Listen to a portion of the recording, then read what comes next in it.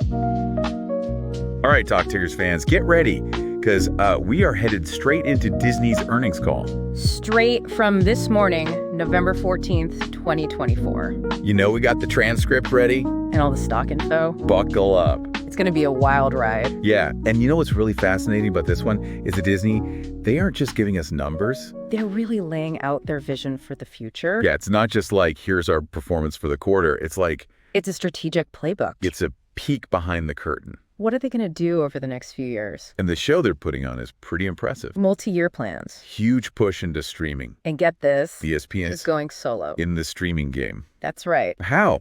Before we get to ESPN, we should probably start with the big picture. Yeah, for sure. CEO Bob Iger. Projecting some serious growth. Okay. Talking high single-digit adjusted EPS growth for 2025. Okay. Then jumping to double-digit growth in 2026 and 2027. Whoa. Hold on. Let's back up for a second. Sir? Adjusted EPS growth. What does that even mean? Yeah. For those of us who don't speak Wall Street. Yeah, good catch. That's kind of a financial term there. Right. It's basically a way of measuring a company's profit per share, but it's adjusted for to factor out one-time events or unusual expenses. Okay.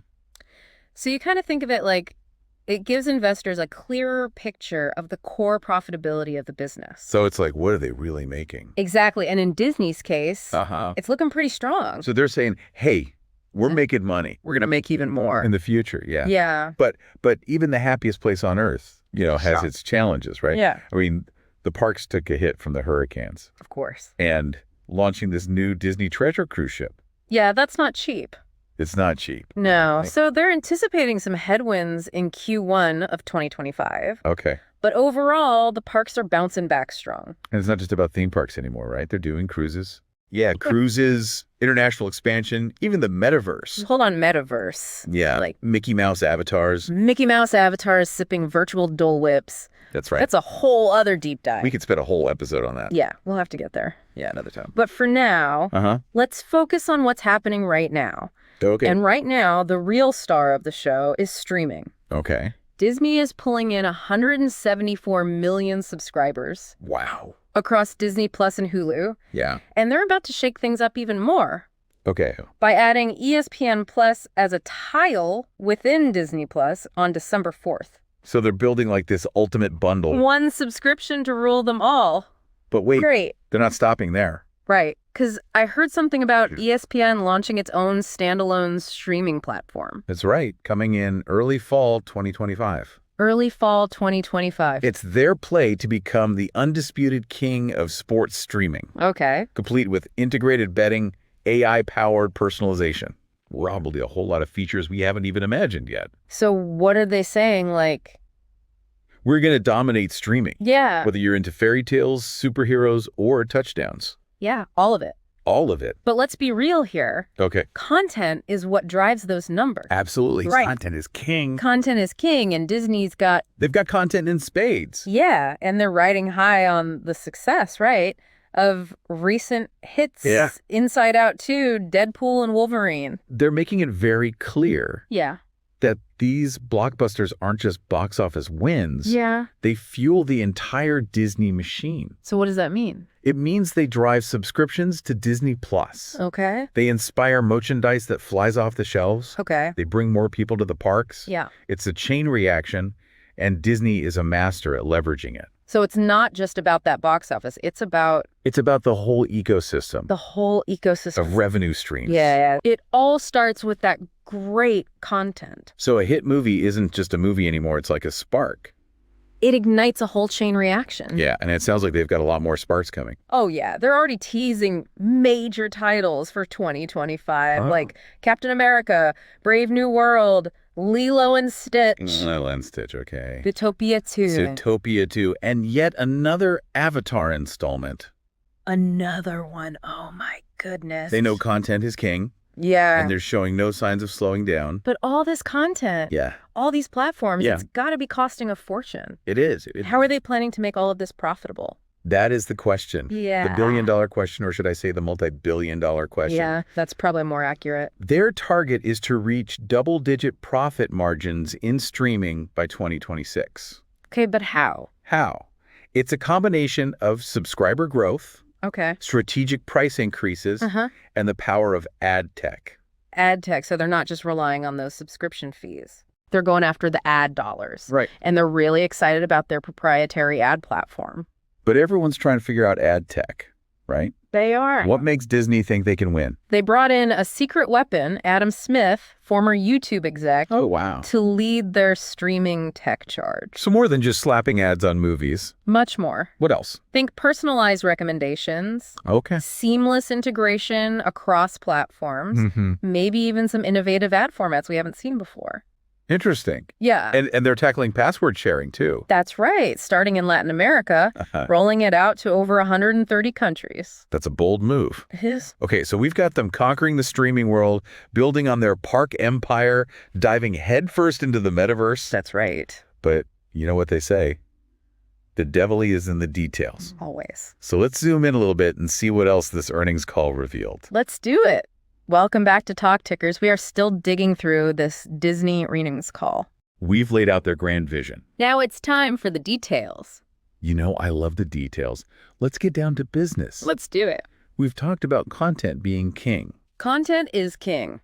But what kind of content is really working on Disney Plus? Yeah. Is it all about the big franchises? That's a great question. Yeah. It really gets at the heart of their strategy. Yeah. They are definitely leveraging the iconic franchises. Right. Marvel, Star Wars, Yeah. Pixar. Those are the big ones. Yeah.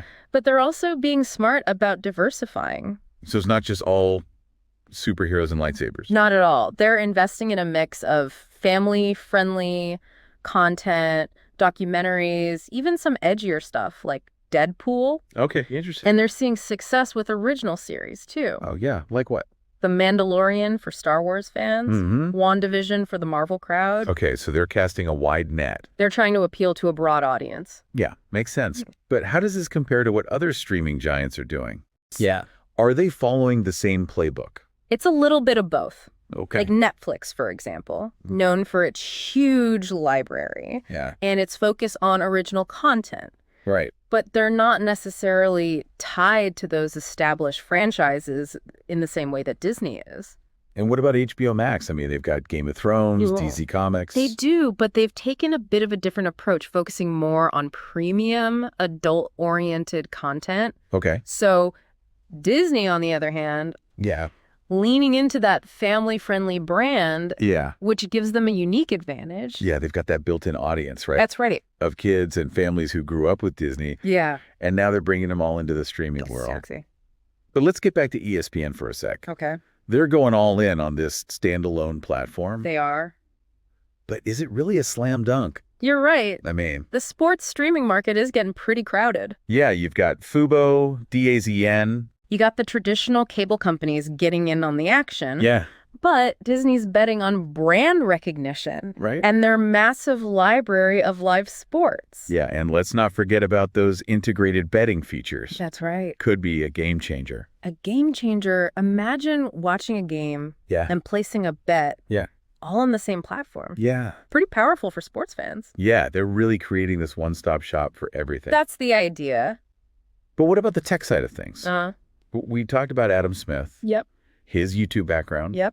How is he actually going to improve Disney's streaming experience? Yeah, because it's not just about slapping on ads. It's Yeah. about creating a seamless experience that keeps users coming back for more. Right. And that's where Smith's expertise is going to be key. So what does he have planned? Think about what makes YouTube so successful, right?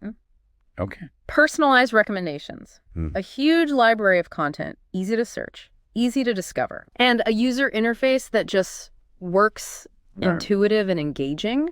Yeah. That's what they're going for. It's less like a traditional TV channel. And more like a personalized content hub. Yeah. Okay. Yeah.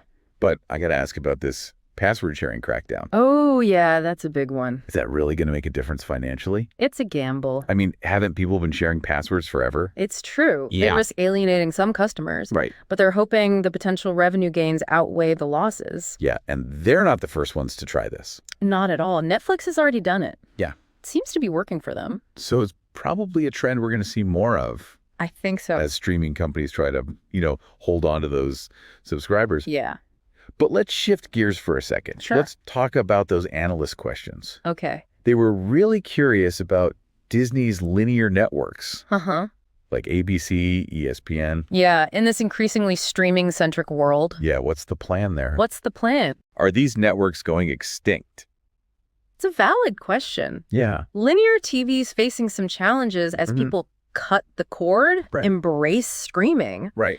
But Disney isn't abandoning those networks just yet. Okay. They still see value in them, especially for live events like sports, awards shows. So they're playing both sides of the field. They are. Yeah. They're in a unique position to benefit regardless of how people choose to watch. Right. Yeah. They got streaming for on-demand, Yeah. linear for that traditional TV experience. They're covering all their bases. That's right. But what about the big question everyone's thinking? The elephant in the room? Divestiture? Divestitures, yeah. Are they going to follow Comcast and spin off some of their assets? That was the hot topic during the Q&A. And Huh. both Bob Iger and CFO Hugh Johnston addressed it. Okay, so what did they say? Are they breaking up the Magic Kingdom?